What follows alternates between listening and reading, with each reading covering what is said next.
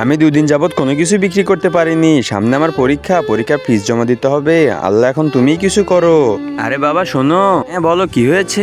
আজকে আমার জন্মদিন, তাই আজকে আমার এই চকলেটের বক্সটা চাই, কারণ আজকের এই দিনে আমি আমার সব বন্ধুদের চকলেট দেবো। আরে বেটা, আমি তোমাকে ফুটপাথ থেকে কেন কিনে দেবো? চলো, আমি তোমাকে বড় শপিং মল থেকে কিনে দিচ্ছি। না বাবা, আমার এই চকলেটটাই লাগবে আর এখান থেকেই লাগবে। আরে বেটা জেদ করো না, আমার কাছে কোনো টাকাও নেই, চলো এখান থেকে। আরে ভাইয়া দাঁড়াও।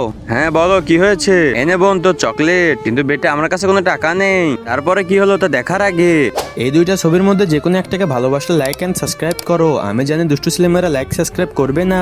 সমস্যা নেই ভাইয়া, এটা আমার ছোট বোনের মতো। আজকে জন্মদিন, একে কষ্ট দিও না। আর তোমার কাছে আজকে টাকা নেই, তুমি অন্যদিন টাকা দিয়ে দিও। থ্যাংক ইউ ভাইয়া। আরে না বেটা, আমার কাছে টাকা আছে, আমি শুধু তোমাকে পরীক্ষা করতেছিলাম। আজকে বুঝলাম যে গরিবদের মন অনেক বড়। এই নাও তোমার টাকা। ওয়াও, এত টাকা! থ্যাংক ইউ ভাইয়া। কিন্তু ভাইয়া চকলেটের দাম তো এত না। সমস্যা নেই বেটা, বাদ বাকি তুমি রেখে দাও।